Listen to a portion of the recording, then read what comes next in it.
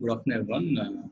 So, in the previous class, I taught you about the definition of cornea and basic anatomy, embryology, and physiology of the cornea.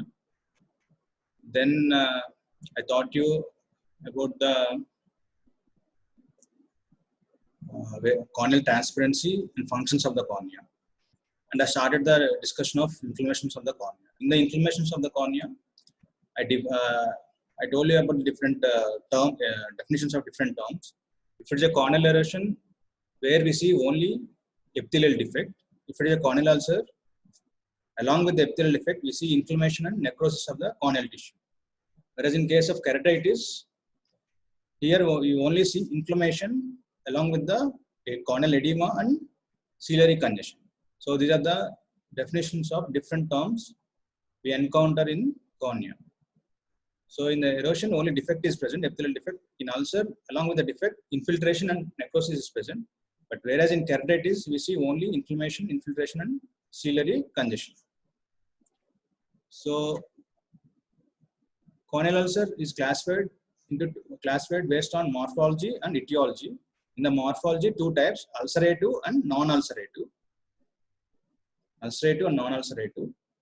Based on etiology, different types of corneal ulcers are there. If it is infective, it is because of bacteria, viral, fungal, protozoal, and chlamydial. If it is allergic, because of the VKC, some systemic diseases like connective tissue disorders, skin diseases like acne rosacea, and tropic keratitis like neurotropic keratopathy and neuroparalytic keratopathy. Trauma is the cause, we call it as a traumatic keratitis. If we don't know the reason, we call it as a idiopathic keratitis. So based on morphology and etiology, the corneal ulcers are classified. Based on morphology, ulcerative and non-ulcerative. Based on etiology, these are the different types, different examples of etiological classification. So I discussed about the risk factors of corneal ulcer based on etiology. And so most of the bacteria cannot invade the intact epithelium, but except these 5 bacteria, that is Neisseria gonorrhea, Corynebacterium diphtheria, Haemophilus, Shigella, and Listeria. Except these 5 bacteria, which can invade the intact epithelium. Remaining all bacteria cannot invade the intact epithelium. So definitely there should be some trauma to the cornea in order to infect it with the bacteria. So definition of ulcer, it is a discontinuation or defect of the corneal epithelium associated with the infiltration and necrosis of the surrounding corneal tissue. Here you have to remember that definitely there will be necrosis in case of ulcer. Then coming to the non-infective types, it is classified into 2 types: non-immune mediated and immune mediated. If it is non-immune mediated, common examples are neurotropic and neuroparalytic. Neurotropic is due to damage to the corneal nerves, where we see decrease in the sensation of the cornea. Neuroparalytic is because of the incomplete closure of the eyelids. And immune mediated non-infective examples are VKC. It is an allergic type of conjunctivitis where we see a hypersensitive reaction to the pollen grains, and marginal ulcer where we see immune reaction to the toxins produced by the staph. And rodent ulcer, it is due to autoimmunolysis of the corneal epithelium, and post-surgical allograft rejection. These are the examples of local causes of immune-mediated non-infective ulcers. And systemic causes are lacrimal disorders like Sjogren's syndrome and collagen vascular disorders like SLE, rheumatoid arthritis, and resinous granulomatosis. So this is about classifications and different types of ulcers. Non-infective and infective. Infective, based on etiological and morphology, different classifications are there. In non-infective, immune-mediated and non-immune-mediated. Later I discussed the stages of pathology of corneal ulcer, especially bacterial corneal ulcer. Here there are 4 stages are there: stage of progressive infiltration, stage of active ulceration, stage of regression, and stage of cicatrization. In brief, in case of stage of progressive infiltration, here there is adherence of the adherence and entry of the organism through the damaged epithelium, resultant in this results in destruction and necrosis of the involved tissue because of the release of toxins from the bacteria and pro-inflammatory factors from the host defense mechanism. The leukocytes are released to act against the toxins of the bacteria, and pro-inflammatory cytokines are released, and metalloproteinases, and this eventually leads to necrosis and tissue destruction. So this is the stage of progression, stage of active infiltration, and next stage is stage of active ulceration. Here, because of the toxins released by the bacteria, there is a increased necrosis and sloughing of the corneal tissue, and margins and floors shows gray infiltration. So this is about the stage of active ulceration. Here the margins of the ulcer are swollen because of the imbibition of the fluid into the corneal stroma. This is the stage of active ulcer. First stage is stage of progressive infiltration. Next is stage of active ulceration. This is followed by stage of regression. Because of the antibiotics we instill and because of the host defense mechanism, we see a line of demarcation in the ulcer, which is formed by the bacteria and the phagocytes. Here there is an improvement of signs and symptoms. The signs and symptoms slowly decreases because of the host defense mechanism and treatment, and infiltration also decreases, and there is a superficial vascularization. As a part of host defense mechanism, the perilimbal vessels enter into the cornea. Normally the cornea is a vascular structure because in order to act against the pathogen, the perilimbal vessels enter into the cornea, and they help in healing of the corneal ulcer. This is about a stage of regression, and this stage is followed by stage of cicatrization. Cicatrization is nothing but the scarring.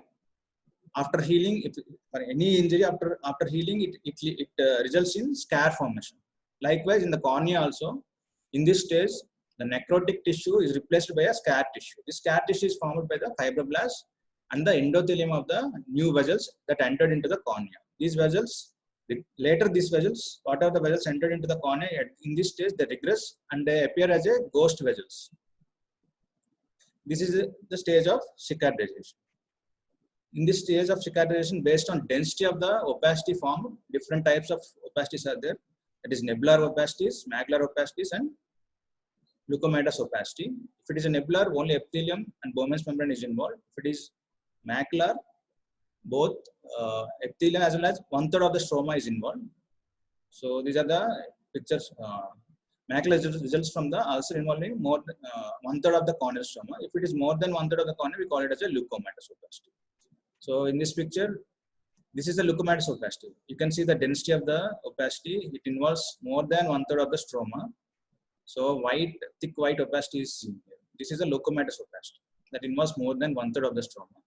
In this picture, we see nebular opacity. Only Bowman's membrane is involved.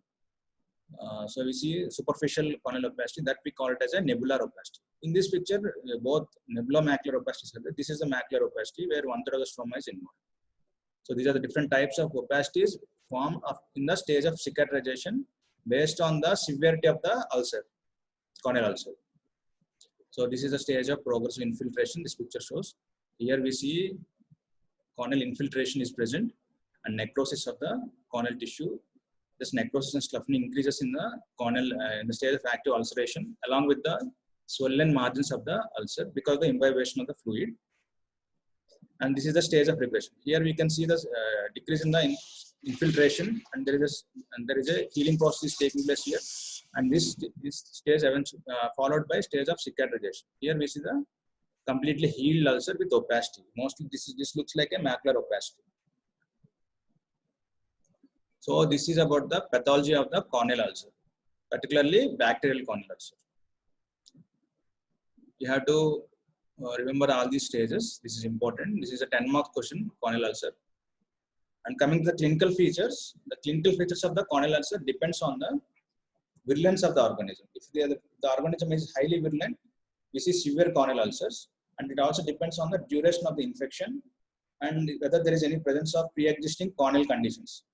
For suppose a corneal condition like adnexal diseases like entropy, and that is inward turning of the mid margins, trichiasis, there is a conjunctivitis. This severity of the corneal ulcer depends on the pre-existing corneal conditions and immune status of the host. Because if the patient is immunocompromised, there is a high chance of incidence of severe corneal ulcers. and previous use of local steroids. As steroids are the immunosuppressants, they may increase the severity of the corneal ulcer. So clinical features mainly depends on these 5 factors, that is virulence of the organism, duration of the infection, and pre-existing corneal conditions, and immune status of the host, and previous use of local steroids. So what are the various symptoms we see in corneal ulcer? That is watering is seen, redness, pain, foreign body sensation, and decreased vision, discharge, and photophobia.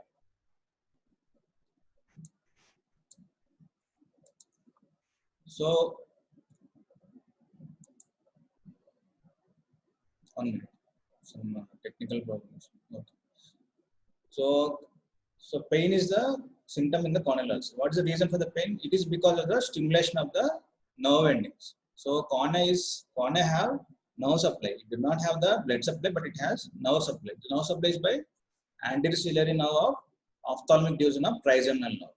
So because of stimulation of the nerve endings of trigeminal nerve by toxins and enzymes,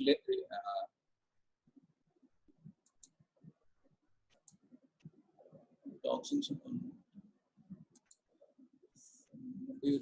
Raised the hand.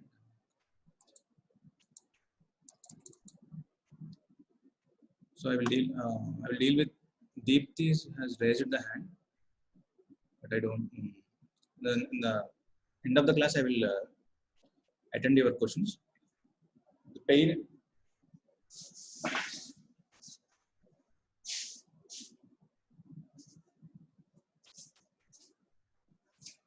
Girish.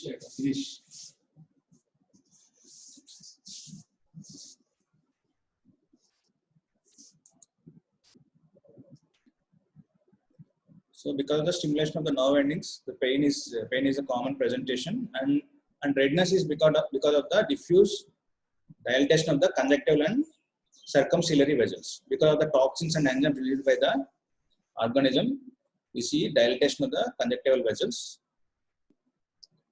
And watering is a protective reflex due to reflex mechanism by impulses.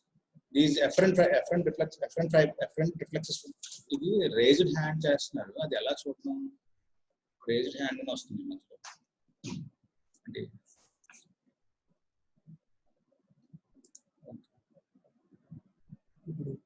ఇందాక వచ్చింది అది raised hand అని ఇక్కడ notification పెడుతున్నారు sir, తర్వాత అడుగుతాను. Okay, తర్వాత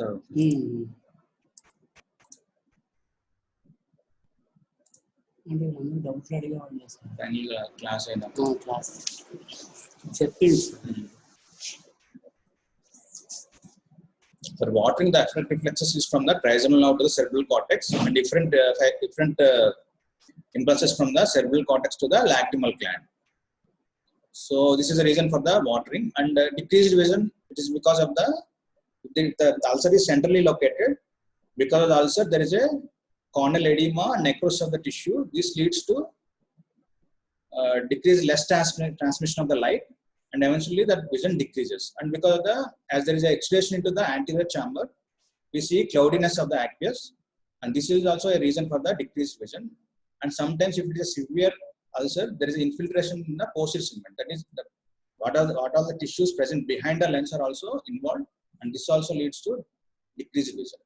So main reason for the decreased vision in the corneal ulcer is centrally located ulcers, corneal edema, cloudiness of the aqueous humor, and infiltrations present in the posterior segment. So discharge, we see a mucopollulant discharge. If it is a bacterial corneal ulcer, we see a mucopollulant discharge. And watering, whereas watering and excessive lacrimation is seen in case of viral corneal ulcers, viral corneal and non-infective ulcers. Photophobia is also due to stimulation of the corneal nerve endings. So these are the symptoms of the corneal ulcer. We see pain, redness, watering, decreased vision, discharge, and photophobia. Coming to the signs, I already said there is a decrease in the vision. So first we have to check, if the patient comes to the OPD, first we have to check the visual acuity of the patient. Definitely there is a decrease in the visual acuity of the patient.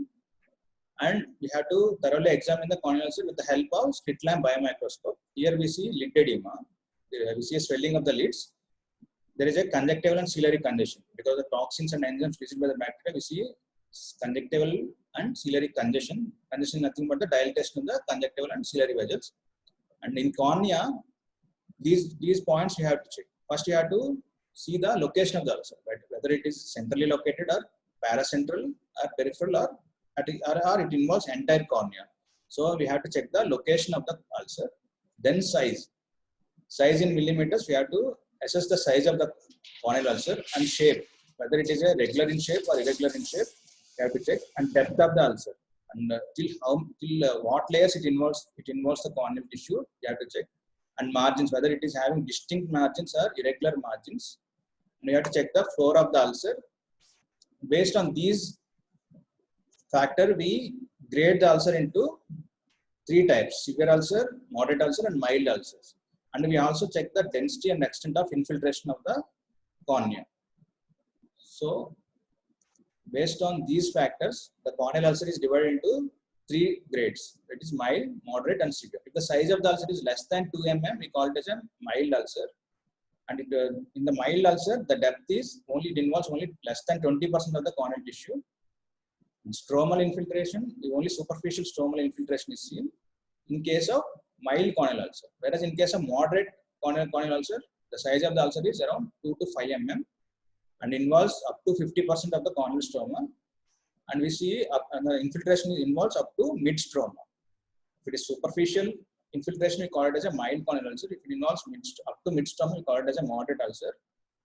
And in case of severe corneal ulcer, the size of the ulcer is larger than 5 mm and the depth is more than 50%. And infiltration involves the deep stroma. Here we also see scleral involvement in the form of scleritis. The sclera, surrounding sclera is also involved in case of severe corneal ulcer. This grading is important. Based on size, depth of the ulcer, stromal infiltration, and scleral involvement, 3 grades are seen, that is mild, moderate, and severe. So if the patient comes, we have to check the location of the ulcer, size of the ulcer, shape of the ulcer, depth and margins, floor of the ulcer, density and extent of the stromal infiltration. So in the anterior chamber, behind the cornea, there is a space between the iris and the cornea that we call it as an anterior chamber. Normally, it is a transparent. We don't see any cells or proteins in the anterior chamber. But if there is any corneal ulcer, because of the toxins and enzymes released by the bacteria, we see aqueous cells and flare. And we also see, because of the exudation from the dilated iris and ciliary vessels, we see collection of pus cells in the anterior chamber. That we call it as a hypopyon. So in the anterior chamber, if it is a severe ulcer, we see hypopyon, aqueous cells, flare. Flare is nothing but the sediments of proteins in the aqueous humor. And we see a mobile hypopyon. Here we see mobile hypopyon. In case of bacterial corneal ulcer, we see mobile hypopyon. That is based on the position of the head, the hypopyon also changes. Hypopyon position also changes. Whereas in case of fungal corneal ulcer, we see immobile hypopyon because of the presence of hyphae in the that fungal hyphae in the pus cells. We see fixed hypopyon in the fungal corneal ulcer, whereas we see mobile hypopyon in the bacterial corneal ulcer. And the iris is muddy and pupil is constricted because of the toxin-induced iritis. Because of the toxins which are released from the bacteria, we see iritis. Because of that, we see a muddy iris and myotic pupils. So in the anterior chamber, we see hypopyon, muddy iris, and myotic pupils. And if we do lacrimal syringing, that is passing a saline into the lacrimal passages, we can, by this lacrimal sac syringing, we can rule out any obstruction in the lacrimal passages. And we have to check the corneal sensation. Suppose if it is a pleuratropic corneal ulcer or herpes corneal ulcer, there is a damage to the corneal nerve. In such cases, there is a decreased sensation of the cornea. So we have to check the sensations of the cornea. And fluorescein staining. There is a special dye called fluorescein dye, which stains the cornea.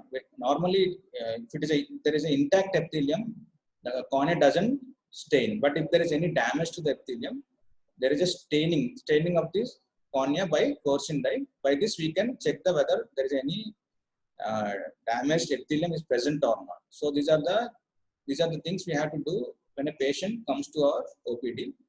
So first we have to check the visual acuity, then thorough slit lamp biomicroscopic examination. Then we have to start from the lids. And we have to check the conjunctiva, then cornea. In the cornea, these factors are important. Based on these factors, we grade the ulcer, whether it is a mild ulcer or moderate ulcer or severe ulcer. Then we have to check the anterior chamber for cells and flare and hypopion, then iris, then pupil. And we have to check the lacrimal passes, whether there is a patency, whether there is a adequate patency of the lacrimal passes present or not by doing syringing. With the help of syringe, we push the saline into the lacrimal passages and we check whether there is any obstruction. If there is any obstruction, there is a regurgitation of backflow of fluid into the from the upper punctum of the eyelid, and we have to check the corneal sensation and forcing staining. So in this picture, this is the picture of corneal ulcer. Here, this white part is there now. That is the infiltration. That is, this is in the stage of active infiltration. Here we see infiltration, and in addition to that, we see epithelial defect, and this is hypopion. This is the collection of pus cells in the anterior chamber. Because of the gravity, they settle in the inferior part of the cornea.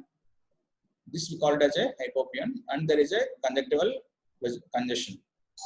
There is a redness is there that we call it congestion, conjunctival congestion. So this is the picture of the corneal ulcer, bacterial corneal ulcer. This is already discussed. So evaluation of patient. How you approach the patient? First, we have to check the visual acuity, and we have to check the dimensions of the lesion, and we have to check the height of the hypopion, whether there is and we have to check the anterior chamber reaction. That is, whether there is any presence of cells or proteins in the anterior chamber. And because of the hypopion and aqueous anterior chamber reaction, there is a blockage of trabecular meshwork that eventually leads to increased intraocular pressure. And we have to check for any other ocular surface disorders like dryness, dry eyes, or any adnexal diseases like trichiasis, centropian, ectropian. If it is severe infection involving the posterior segment, we have to do an ultrasound examination that we call it as a B scan to rule out endophthalmitis. That is a severe purulent inflammation of the eye cavities. This is how we evaluate the patient. So coming to distinct features of different bacteria, if it is the corneal ulcer is because of the Staphylococci bacteria, we see central oval opaque ulcer with distinct margins. Here we can see the margins clearly of the ulcer, and we see mild edema, and also as it is a bacterial ulcer, we see stromal abscess in long-standing cases, and we see mild to moderate AC reaction, that is antichamber reaction. This staphylococcal infection is more common in compromised corneas, like in case of bullous keratopathy. These are conditions of compromised cornea in the chronic dry eyes, and in case of allergic atopic diseases. This type of staphylococcal infection is very common. Basically, it is compared to the pneumococcal. This is a mild infection. We see distinct margins here, and hypopion may or may not present in case of staphylococcal infection.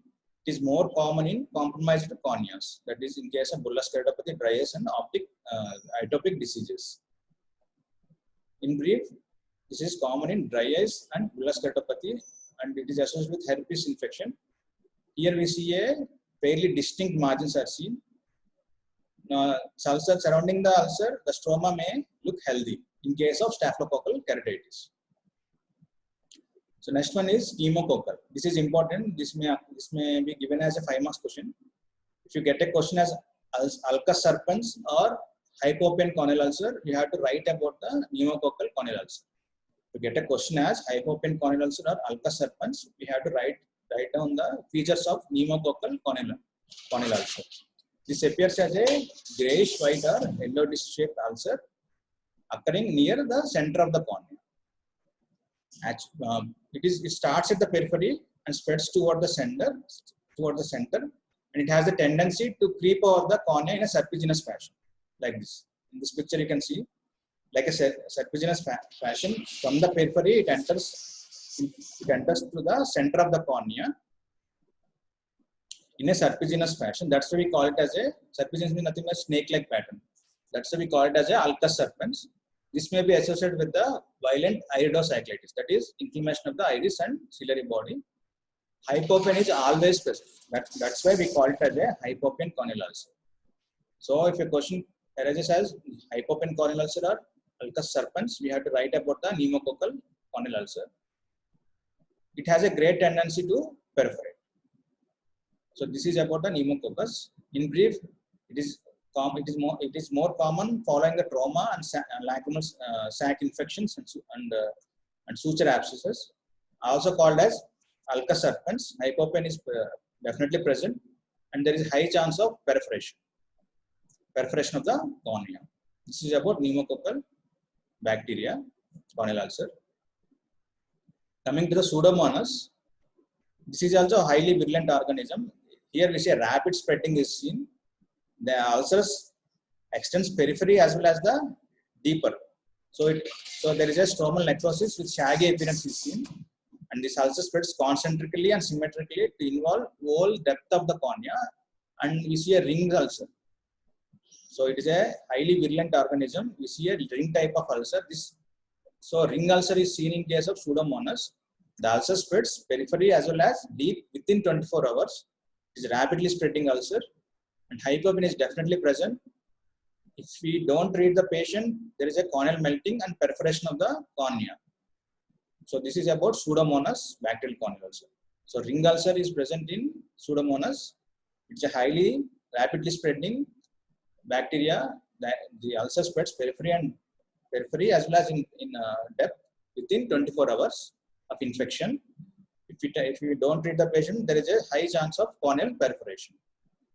In brief, it is a virulent organism. We see diffuse epithelial graying and ground glass appearance of the stroma, and we also see thick mucopollulant exudate. So ring ulcer is found within 48 to 96 hours, and we see there is high chance of melting of the cornea and perforation in case of Pseudomonas bacterial corneal ulcer. Coming to the next bacteria, that is Streptococci viridans. Compared to the staph and pneumococcal and Pseudomonas, this is less virulent. Here we see a infectious crystalline keratopathy. And the lesion is here we see needle-like white opacities in the stroma. It is not associated with the infiltration and ocular inflammation. And due to proliferation, this appearance is because of the proliferation of bacteria in between the stromal lamellae. It is seen following the corneal grafts and following the prolonged usage of steroids. So these are the different distinct features of the staph, pneumococci, Pseudomonas, and Streptococci viridans. So coming to the complications of the corneal ulcers. So what are the complications we see in corneal ulcer? As the ulcer spreads both horizontally and in depth wise, this finally leads to as there is a necrosis of the corneal tissue, we see a thinning of the cornea. So corneal tissue thins out, and this eventually leads to perforation of the cornea. But I already said in the corneal layers, the Descemet's membrane is the highly resistant and it has more strength when compared to the other layers. So this Descemet's membrane is the last layer which can hold the pressure of the intraocular pressure. So because of the highly elastic and resistant nature of the Descemet's membrane, this is the last layer which withholds the pressure of the eye. So because of the pressure inside the eye, as the anterior layers are damaged, this Descemet's membrane appears as a small vesicle in the cornea. Because of the underlying pressure, the Descemet's membrane bulges out and appears as a small vesicle. This is surrounded by infiltration. So that we call it as a descemetocele. So this appears as a transparent vesicle surrounded by grayish zone of infiltration. This condition represents the impending perforation of the cornea. So this is the only layer which is withholding the perforation of the cornea. Up to some extent, as it is a highly resistant and strong layer of the cornea, it resists the perforation of the cornea up to some extent. So because of as it is holding the intraocular pressure, this appears as a small vesicle surrounded by a grayish zone of infiltration. That we call it as a descemetocele. So this is the first complication of corneal ulcer. Up to some extent, the Descemet's membrane holds the pressure inside the eye. But if there is a sudden exertion because of the coughing and sneezing, or due to straining at stool, or due to firm closure of the eyes, this leads to increased pressure in the eye. Intraocular pressure increases. So at this stage, that even the Descemet's membrane cannot hold the pressure, and this eventually leads to perforation of the cornea. So second complication is perforation of the corneal ulcer. This perforation, it may be peripheral or central, or it may involve whole cornea. So if it is a peripheral perforation, corneal perforation, at the site of perforation, there is a what is present behind the cornea, anterior chamber behind the iris. So because of the increased intraocular pressure, the iris get prolapsed through the opening of the cornea, and there is a exudation takes place over the prolapsed iris tissue. This we call it as a adherent glaucoma. What is glaucoma? It is a corneal opacity. The opacity which involves more than 1/3 of the stroma, we call it as a glaucoma. But here there is a perforation has happened, and through the perforation, the iris prolapsed through the perforation, and there is an attachment of cornea with the iris, that we call it as a adherence, and there is a opacity is also present, so that we call it as a adherent glaucoma. So this is the adherent glaucoma. Here the iris prolapsed to the peripheral perforation, and there is it is covered by the exudation. So there is attachment of iris to the corneal leukomatous opacity, that we call it as a adherent glaucoma. So peripheral perforation may leads to adherent glaucoma. So if it is a central perforation, in the center, what is present in the center pupil? Pupil is nothing but the aperture of the iris. Pupil is nothing but the hole. In the behind the iris, we see what part of the lens, what part of the eye we have, that is lens. So in the central perforation, what happens? There is a collapse of the anterior chamber. As in the center there is a no iris, the lens comes in contact with the corneal endothelial surface, and this leads to cataract. There is because of the exposure of lens to the outside environment, there is a opacification of the lens, that we call it as a cataract. The type of cataract we see in case of central corneal perforation is anterior capsular cataract, and because of the repeated healing and perforation, that leads to opening of eye into an external environment, that we call it as a corneal fistula. So this is about central perforation of the cornea. And if there is a complete necrosis and flattening of the whole cornea, so entire iris gets prolapsed, and we see a pupillary block. So pupil is covered by the exudation of the iris. So this we call it as a pseudo cornea. Here we see complete, in this picture we can see complete flattening of the cornea, and complete iris has prolapsed, and pupil is blocked by, here the center we have the pupil, but this is blocked by the exudation. So this appears as the pseudocornea, the false cornea. And there we see anterior synovium, that is a attachment of iris to the back of the cornea. As the anterior chamber is collapsed, angle of the anterior chamber is occluded, leading to the glaucoma. As there is a increased intraocular pressure, it leads to secondary glaucoma. And there is a complete thinned out cornea. That leads to bulging of intraocular contents in the outside through the thinned out external coat, that is a cornea, that we call it as a anterior staphyloma. So these are the conditions we see in case of complete sloughing of the whole cornea. So next is intraocular purulent infections. Due to perforation, the bacteria enters into the eye, and it causes purulent inflammations like endophthalmitis and panophthalmitis. What is the definition of endophthalmitis? If the inflammation is only in the inner structures of the eyeball, that is, if the inflammation involves only the uvea and retina, we call it as a endophthalmitis. The intense purulent inflammation involving whole of the cornea, we call it as a, even including the Tenon's capsule, we call it as a panophthalmitis. So fourth complication is intraocular purulent infections. Next is toxic iridocyclitis. Due to absorption of toxins in the anterior chamber, there is we see iritis and cyclitis, and due to continuous release of aqueous cells and proteins, this may leads to blocking of the anterior chamber angle, and because of the fibrous exudates from the iris and ciliary vessels, they block the angle of the anterior chamber, and may leads to increased intraocular pressure that we call it as a glaucoma. So these are the complications of the bacterial corneal ulcer. So what are the complications? We see descemetocele, where we see a vesicle-shaped vesicle is formed because of the intraocular pressure. And there is a central vesicle surrounded by a grayish infiltration. And we see perforations of the corneal ulcer. It may be peripheral perforation or central perforation or complete sloughing of the whole cornea. And there is a chance of intraocular purulent infections and toxic iridocyclitis and secondary glaucomas. These are the complications of the corneal ulcers.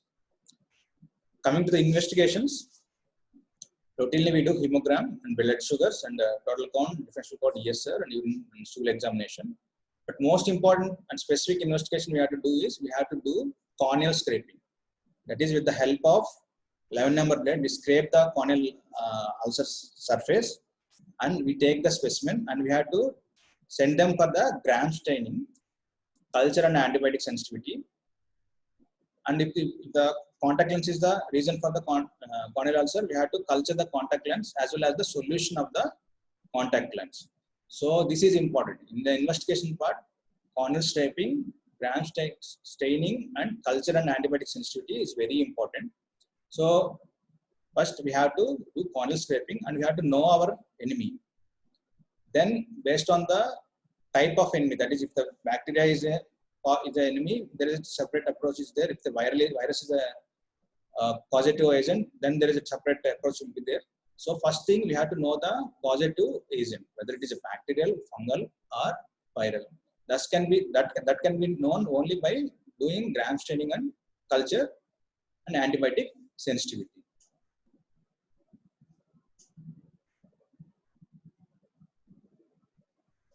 So this is the method of doing corneal scraping. There are different culture media is there. In the gram staining, if it is a gram positive organism, it appears as blue in color. If it is a gram negative organism, it appears as red in color. And we have to observe the morphology, whether it is a cocci or rods, and whether it is present in single or pairs or in chains or clusters. And with the help of gram staining, we can identify fungi also. So first we have to do the gram staining. Then there are some uncommon organisms which causes the corneal ulcer. For example, in case of Mycobacterium clonei, here with the help of gram staining, it may or may not get stained with the gram staining. In such cases, we have to do acid-fast staining. Here in the cultures also, if it is a Mycobacterium, we see a confluent growth. So this is about uncommon organisms like Mycobacterium clonei. And we had then, after staining, we have to send it for antibiotic susceptibility testing. And different culture media used for the bacterial fungal corneal ulcer is blood agar, chocolate agar, Severod's Destos agar, non-nutrient agar, thioglycolate growth, brain heart infusion growth, Lowenstein Jensen agar, and if you want to isolate the virus, we have to do tissue cultures. So different examples of culture media. So first thing is in the investigation part, staining, culture and antibiotic sensitivity is very important in case of corneal ulcer, because if you don't know the enemy, we cannot treat the patient. So treatment of uncomplicated corneal ulcer. The uncomplicated means as there is no descemetocele or perforation. In such cases, immediately we have to hospitalize the patient and we have to treat the underlying cause or predisposing factor. So local treatment is by giving appropriate antibiotics based on clinical judgment and based on findings of the smear examination and based on culture and sensitivity report, we have to start the antibiotics in case of bacterial corneal ulcer. So what are the antibiotics we give here? We may give combination therapy with fortified broad spectrum antibiotics. The fortified broad spectrum antibiotics are cephalosporins. These act against gram positive as well as some gram negative organisms. Examples are cefazolin and ceftazidime. The dosage is 50 mg per ml. And in case of gram negative bacilli, we give aminoglycosides. Example is tobramycin. The dosage is 14 mg per ml. If it is a severe and recalcitrant infections, we give vancomycin. The dosage is 50 mg per ml. These are fortified antibiotics. Fortified is nothing but these are not commercially available as drops. We have to prepare the solution in a concentration of 50 mg per ml by mixing the powder of the cefazolin with the distilled water. We have to prepare a solution to a concentration of 50 mg per ml. Fluoroquinolones, these are available as commercial eye drops. These act against gram-negative as well as gram-positive bacteria. Examples are moxifloxacin 0.5% and gatifloxacin 0.3%. And the frequency of installation of eye drops is, in case of severe cases, for first 30 minutes, every 5 minutes, we have to instill drops as a loading dose. This is followed by every hourly for 48 hours. Then if the healing ensures, it is reduced to second hourly. Then after 3 days, that is after 72 hours, we can taper it to 4th to 6th hourly. So this is the frequency of installation of eye drops. In severe cases, every 5 minutes for 30 minutes, every 1 hourly for 48 hours, every second hourly for 72 hours, and then taper to 4th to 6th hourly. So in case of fortified antibiotics like cefazolin or vancomycin, commercially the limitations are they are commercially not available.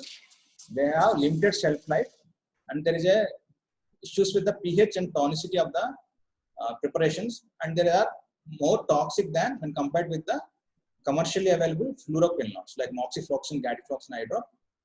They are commercially available. The shelf life is not an issue here, and they have safe pH and tonicity, and these are non-toxic.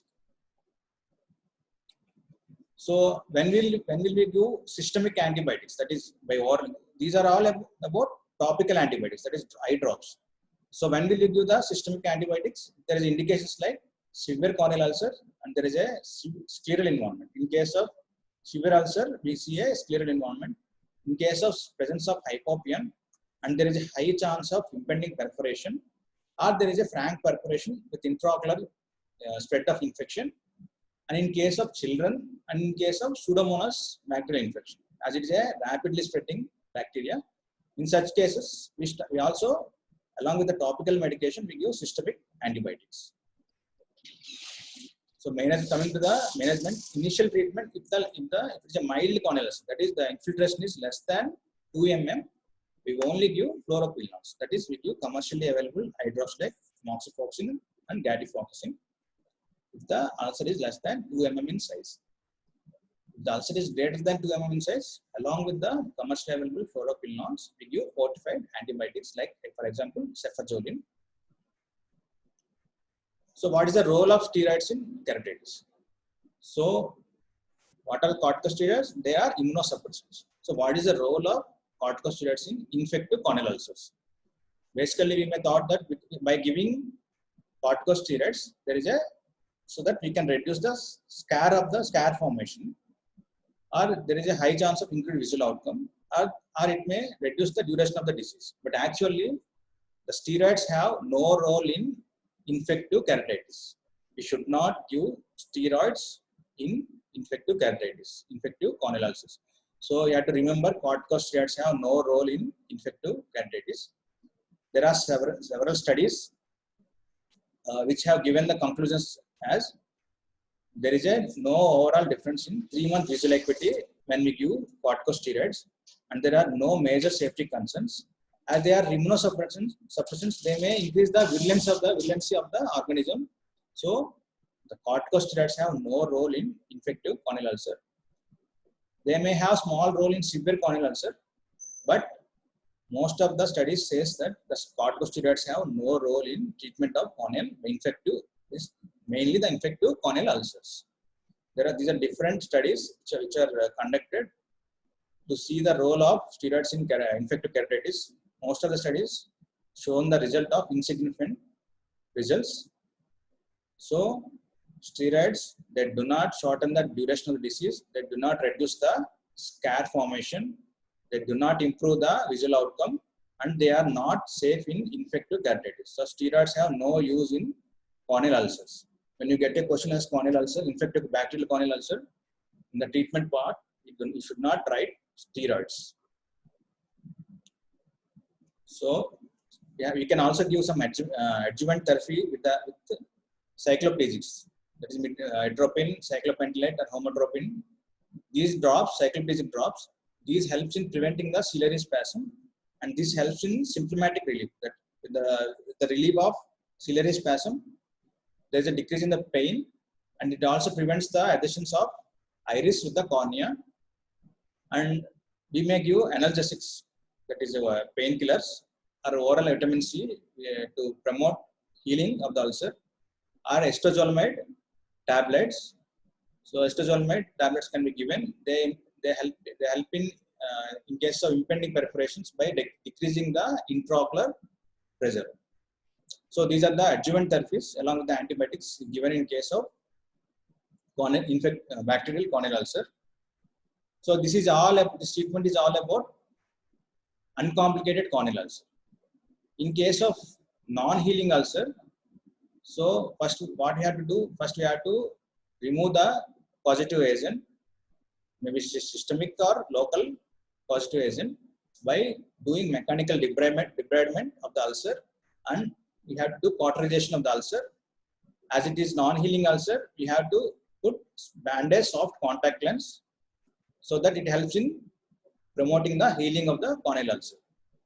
So in case of non-healing corneal ulcer, we have to do mechanical debridement.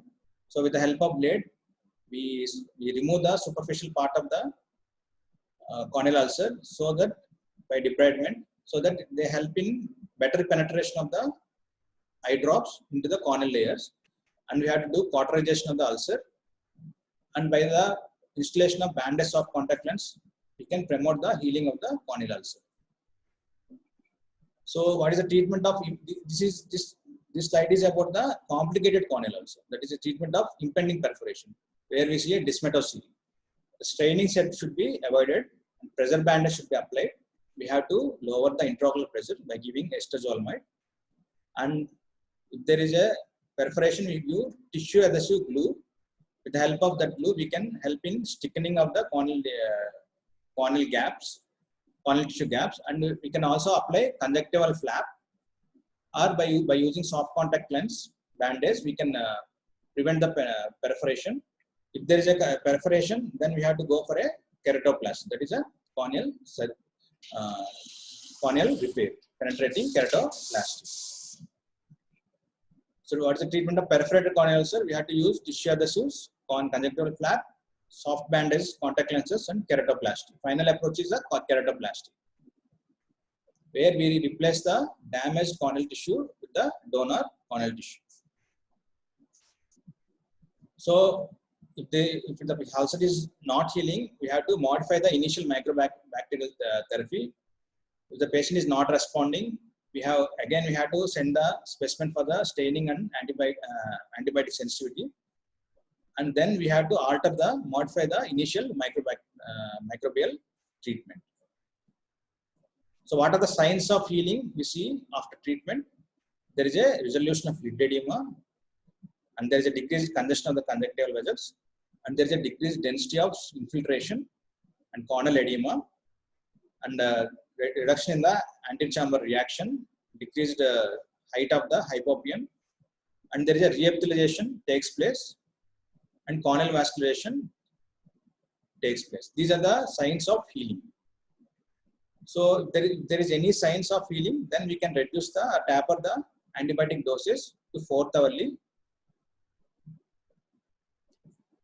What are the signs of non-response? Here we don't see any decrease in the infiltration, and epithelial defect is present. There is increased height of the hypopyon. There is a corneal melting, and eventually perforation of the cornea. These are the signs of non-response, non-healing. These are the signs of non-healing. So then in such cases, we have to reevaluate the drug toxicity, and we have to rule out non-infectious causes or unusual organisms like mycobacteria, and we have to modify the initial antibacterial therapy by doing scraping and and we have to cauterize the ulcer with the help of 100% carbolic acid and 10 to 20% dichloroacetic acid. So all these fails, we have to go for therapeutic keratoplasty. So surgical treatments in case of perforated corneal ulcers, if the perforation is less than 3 mm, we use cyanoacrylate glue. The perforation is more than 5 mm, we use patch grafts. Here this is a graft. It is sutured with the 10-0 Ethlon sutures. If there is a complete perforation in the cornea, we have to do therapeutic keratoplasty. So this is all about the treatment of simple corneal ulcer, complicated corneal ulcers. So yeah, in the brief, in the summary, first thing is you should not use steroids in case of bacterial corneal ulcer. And based on grading, we have to treat the patient. And in the investigations part, the gram staining and culture and sensitivity is important. Based on the results of the gram staining and culture and sensitivity, we treat the patient. So with this, I will conclude today's session. If you have any doubts, you can ask me.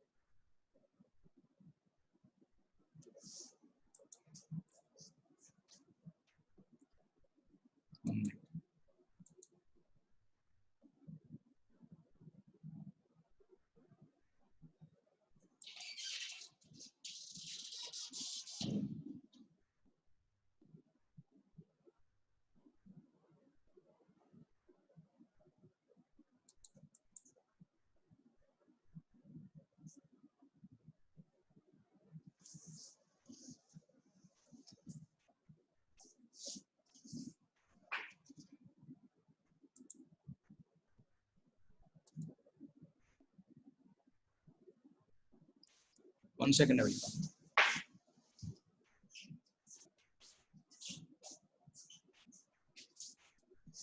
Much.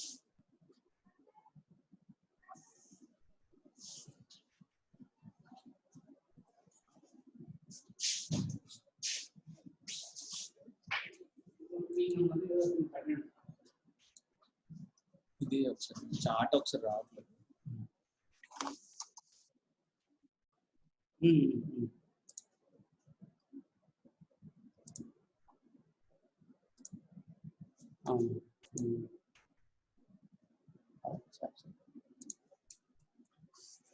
If you have any doubts, you can ask me.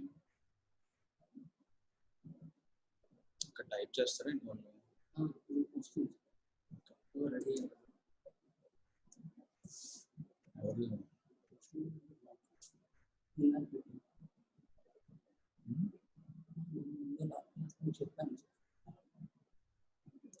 So anybody having any doubts, you can ask me.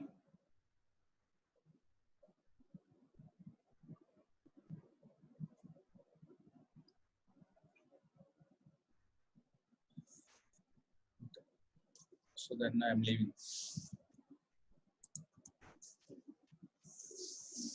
Next class అడుగుతారు రాలేదు వీళ్ళు online ఉన్నారు అసలు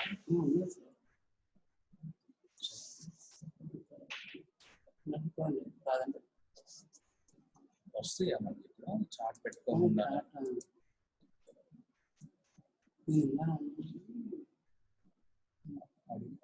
right చేసింది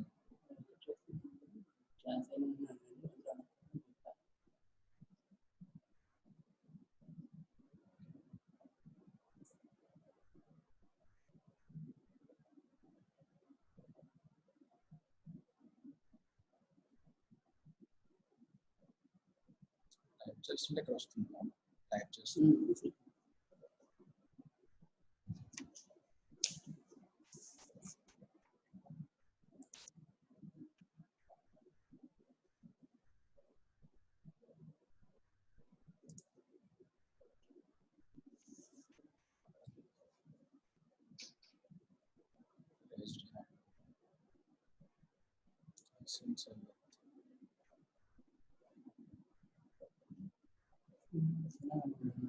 నాకు దీప్తి నా comedy race చేస్తుంది Deepti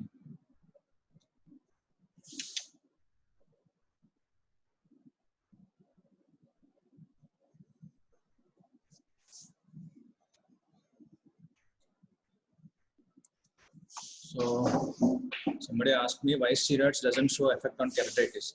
If it is a non-infective keratitis, they have role, because the in case of non-infective keratitis, it may be because of the immune mediated. In such cases, as the steroids are immunosuppressants, they have a role.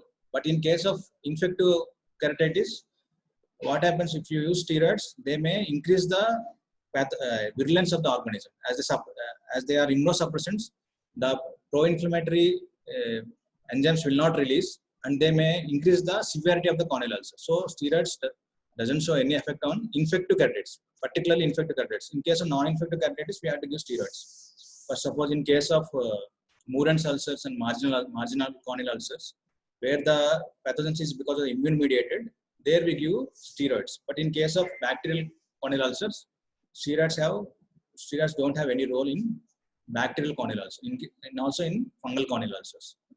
Whereas in case of some viral and some non-infective causes keratitis, steroids have major role in treating the patients. But in case of bacterial corneal ulcers, steroids have no role. Bacterial and fungal corneal ulcers, the steroids do not have any role. In the textbook, it has given us steroids, but we don't give any steroids in cases of bacterial corneal ulcers. In our practice, we do not give any steroids in case of bacterial corneal ulcers. Any doubts?